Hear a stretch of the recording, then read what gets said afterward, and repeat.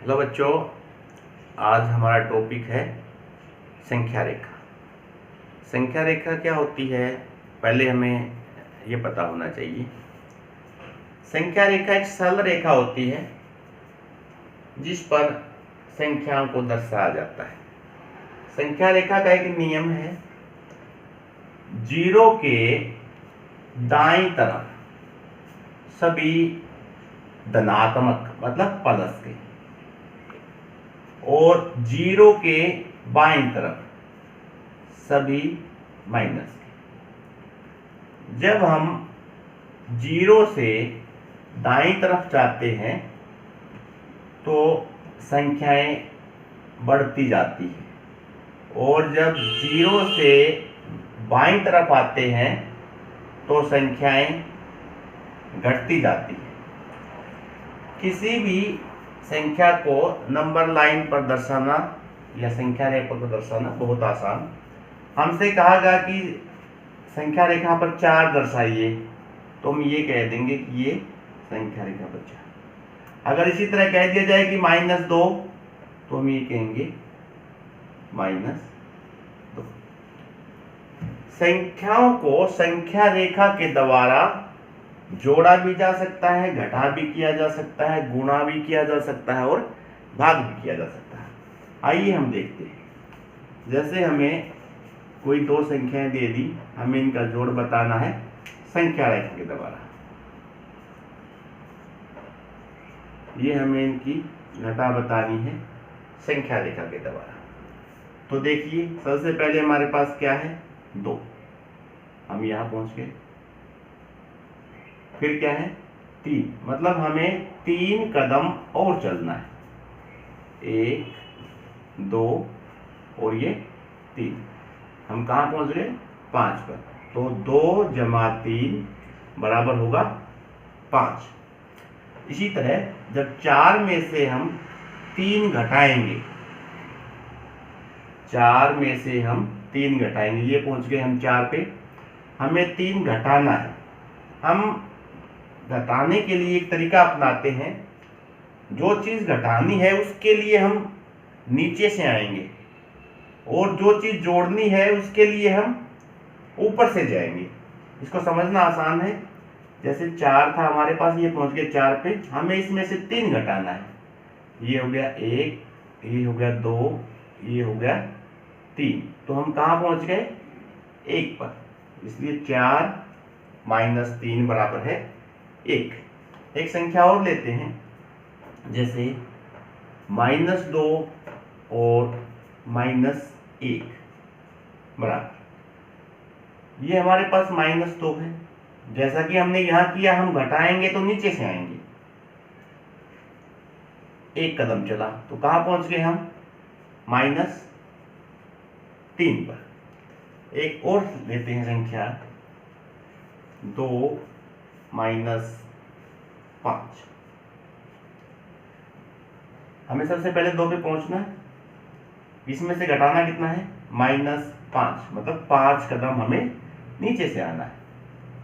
1, 2, 3, 4, 5। हम कहां पहुंच गए, -3 पर। ये हमने संख्याओं को जोड़ना और घटाना सीखा। लेकिन अगर हमारे पास एक्सप्रेशन इस तरह से है,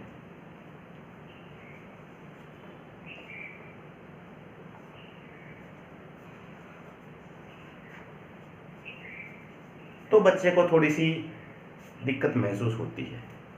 इस तरह के एक्सप्रेशन के लिए हम क्या करें, एग्जाम्पल से समझने की कोशिश करते हैं। देखिए, जैसे हमारे पास मान लेते हैं 5 - 3, कितना आंसर आया, 2। अगर हमारे पास हम इसको 1 कम कर देते हैं, 3 में से 1 कम हो गया 2, 5 में से 2 गया 3, फिर हम इसको 1 और कम कर देते हैं, 5 में से 1 गया 4, फिर हम इसमें से 1 और कम कर देते हैं, ये हो गया 0। एक बार 5। एक बार पैटर्न को समझ के देखिए, जैसे ही हम एक एक अंक घटाते जाते हैं ऐसे ही इसमें एक एक अंक बढ़ता जाता है। अब 5 माइनस 0 से नीचे, इसको नंबर लाइन से देखिए, हम थे 3 पे, हमने एक कम लिया 2, उससे एक कम लिया 1, उससे एक कम लिया 0, उससे एक कम लेंगे तो -1। अगर हम 0 की जगह -1 लेते हैं तो पैटर्न, एक बार पैटर्न से चलिए। पहले 3 हमने घटाया था, आंसर था 2, फिर हमने 2 घटा दिया, मतलब इसमें एक कम कर दिया, इसमें एक बढ़ गया, फिर इसमें एक कम कर दिया, इसमें एक और बढ़ गया, इसमें एक कम कर दिया, इसमें एक और बढ़ गया। अब हमने इसमें एक कम कर दिया तो इसमें एक और बढ़ जाएगा। अब हम इससे एक कम और लेते हैं, -2, ये होना चाहिए एक ज्यादा, मतलब 7। अब हम इससे एक और कम लेते हैं तो ये होना चाहिए 8। तो हम क्या करते जा रहे हैं, इसमें से एक एक कम करते चले गए तो क्या हुआ, इसमें एक एक बढ़ता चला गया। तो हमारे पास रिजल्ट क्या निकला कि जब 2 निशान माइनस के हैं और आपस में गुणा है तो जो अंक है वो प्लस हो जाता है, यानी कि 5 जमा में 3 8। इसको यहां से भी समझिए, ये हमारे पास 6 आया, ये 5 था, 6 कैसे बनेगा, +1। ये हमारे पास 5 था, 7 कब बनेगा, जब हम इसमें 2 जोड़ देंगे। ये हमारे पास 8 था, कब बना, 5 + 3। कहने का मतलब ये जो बाकी वाला भाग है ये प्लस हो गया। कब हुआ, जब 2 हमारे पास निशान माइनस के हैं, एक ब्रैकेट के अंदर है, एक बाहर है। या हम इसको ऐसे भी याद कर सकते हैं कि जब 2 माइनस के निशानों को गुणा किया जाता है तो क्या आता है, प्लस। अब इसको नंबर लाइन पर लिखना बहुत आसान। ये हमारे पास 5 पॉइंट था और हमें कितना कदम और चलना है, 3, 1 2 3। तो हमारे पास आंसर क्या आ जाएगा, 8।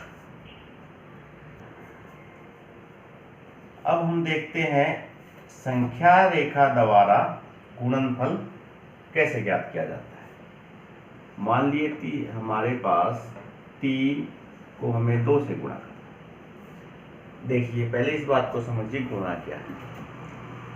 गुणा क्या है, एक सतत योग प्रक्रिया है। सतत मतलब लगातार चलने वाली प्रक्रिया है, और भाग क्या है, लगातार घटने वाली प्रक्रिया है। अब 3 गुणा 2 से हमारा मतलब है कि 3 को 2 बार जोड़ा गया है, ठीक है। तो सबसे इसका मतलब कैसे निकालेंगे हम, सबसे पहले हम 3 पर आए और फिर उसके अंदर फिर 3 प्लस किया, 1 2 3। तो हमारा क्या आंसर निकला, 6। या फिर हम इसी को देखें कि 3 गुणा में 2, 3 फिर एक बार 3, ये हमारा कितना आ गया, 6। जब अब हम इसी से पूरी प्रक्रिया को आगे चलाएंगे। अगर हम 3 को 1 से गुणा करते हैं तो हमारे पास आंसर आता है 3। अगर 3 को 0 से करते हैं तो हमारे पास आंसर आता है 0। अगर 3 को, देखिए ध्यान से क्या प्रारूप बन रहा है हमारे पास, हम जैसे जैसे इसमें से घटाते जा रहे हैं गुणनफल में भी 3 का अंतर आता जा रहा है, मतलब गुणनफल भी 3 कम होता जा रहा है। 0 के बाद फिर हम एक और कम कर देंगे। देखिए पहले हम 2 पे थे, 2 से 1 कम किया 1, 1 से 1 कम किया 0, और 0 से 1 कम किया -1। और प्रारूप के हिसाब से चल रहे हैं। पहले 6 था, 6 में से 3 कम हो गया, 3 में से फिर 3 कम हो गया 0, और 0 में से फिर 3 कम होगा, 0 से 3 कम 1 2 3 क्या आएगा हमारा -3। 3 गुणा -2 बराबर है, एक बार फिर 3 कम, ये हो गया अपना -6। तो यहां से हमारा क्या रिजल्ट निकला, जब हम दो धनात्मक को यानी कि पॉजिटिव को यानी कि प्लस वाले को जब हम गुणा कर रहे हैं तो हमारा आंसर आ रहा है प्लस में। यहां भी देखिए प्लस में, 3 को 0 से किया, 0 से किसी भी संख्या को हम गुणा करते हैं तो 0 आता है। अब यहां आइए, जब हमने 3 को -1 से गुणा किया मतलब 1 प्लस 1 माइनस, तो हमें रिजल्ट क्या मिला माइनस।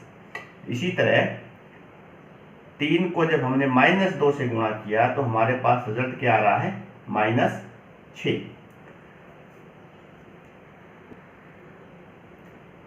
इस प्रक्रिया को हम आगे बढ़ाते हैं।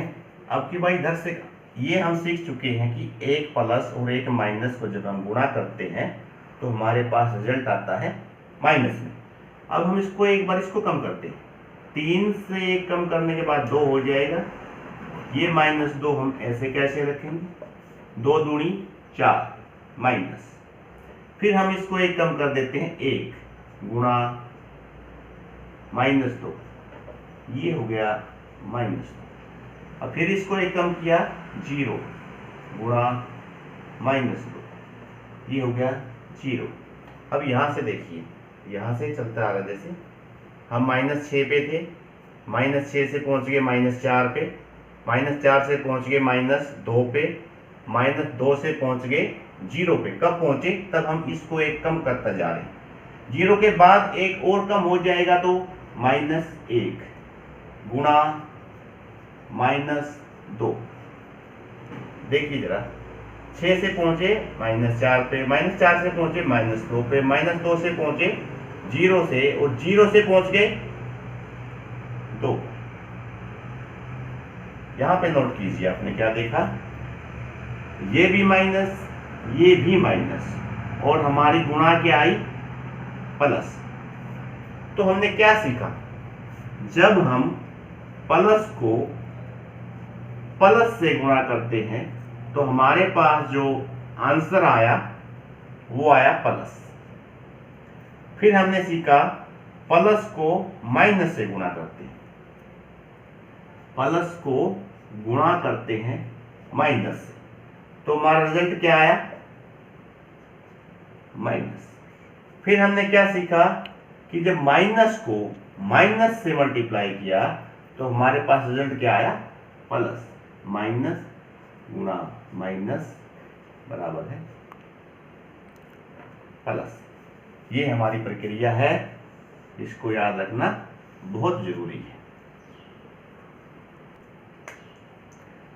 आइए अब हम संख्या रेखा द्वारा भाग करना सीखते हैं। हमें 8 को 4 से भाग करना है। जैसा कि बताया पहले भी, गुणा करना जो है योग करना की सतत प्रक्रिया है, लगातार चलने वाली प्रक्रिया है, और भाग करना लगातार घटाव की प्रक्रिया है, घटाने की प्रक्रिया है। तो देखिए जरा, जब हमें 8 को 4 से भाग करना है तो हमें इसमें से 4 को बार बार घटाना है। घटाने के लिए हमें देखिए 1 2 3 4, ये हमने घटा दिया एक बार, 1 2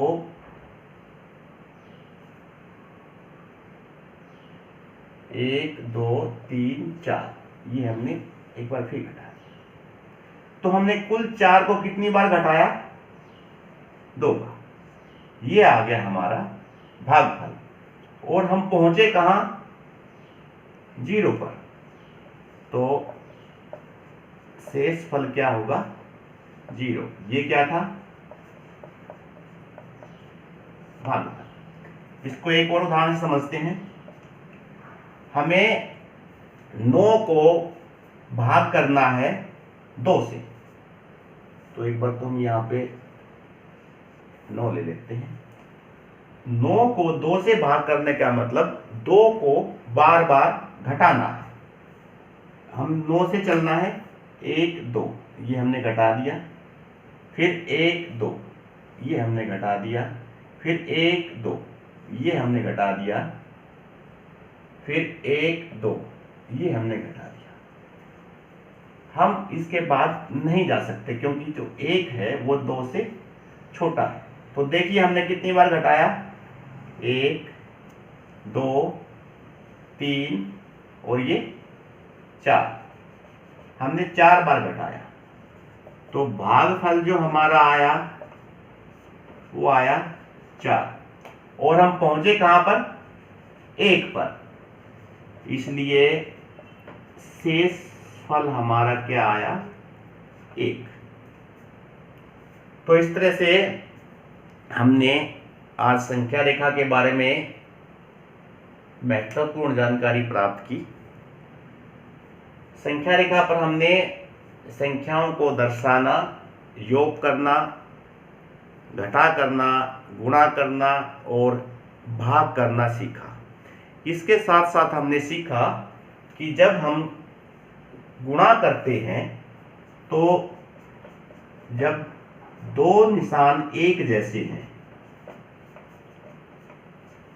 चाहे वो प्लस के हैं चाहे वो माइनस के हैं, हम उनको गुणा करते हैं तो क्या आएगा, प्लस।